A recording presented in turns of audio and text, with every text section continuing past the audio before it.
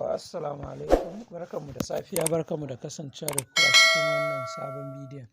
Bidiyon yau ya bambanta da sauran. Yau zan yi muku shi akan airdrop ne, wanda za ka shiga cikin trust wallet ɗinka ka yi, wanda za a baka wani coins da ake ce masa unis, wanda coins ɗin coins ne na uniswap, suka yi shi na smart contract. Za ka shiga trust wallet haka, ga shi nan na shigo cikin trust wallet, ga shi ta buɗe haka.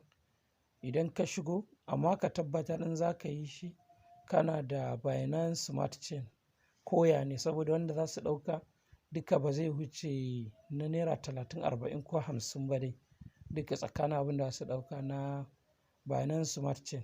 Idan ka shigo haka, za ka je da farko kai adin ɗin ita wallet ɗin na smart wannan na unis ɗin.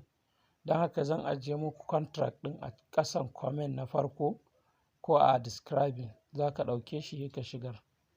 Idan ka tashi za ka taɓa search, za ka zo nan ka yi pasting ɗin shi wannan contract ɗin da ka ɗauko. Ga shi nasa, kunga ga shi na ya kawo address ɗin, sai ka kunna shi on.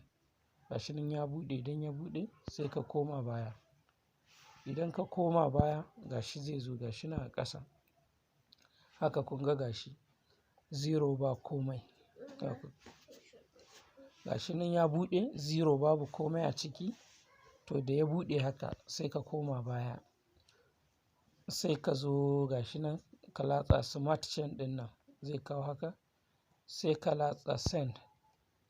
Ga shi nan sendin na taɓa, sai ka ƙarasa shi dai wannan contract address ɗin da ka ɗauko. Ga shi nan na saka a nan wajen amount, sai ka saka 0.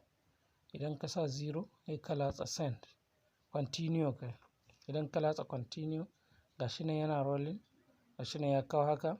To kun ga abin da za su ɗauka $0.19 shine in BNB ɗin, ga shi nan 0.0014822.9. sai ka ce send. Idan ka ce send zai tafi. Ga shi nan yana rolling, ga shi nan ya kawo, ga shi a pending a nan ƙasa. To ga shi nan yana pending, yau ga shi nan ya ce send.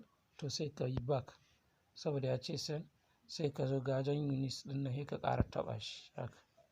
Idan ka taɓa ga shi, to ga shi nan har sun bani 10 unis. Yanzu wannan ƙwaya 10 da suka baka za ka ajiye shi, zai iya koma tunda a yanzu shi kan shi uni ɗin normal uniswap ya kai dala 20. To kaga idan ka samu wannan ƙwaya 10, in kai 10 sau 20, dala 200. Dala 200 kuɗi ne mai yawa. Don haka ga yanda za ka yi, mutum zai sami shi wannan unis ɗin. Ga shi nan a ƙasa unis, 10 unis. Ga shi nan BEP20, ma'ana blockchain wannan Binance chain wallet ita ce BEP20. Don haka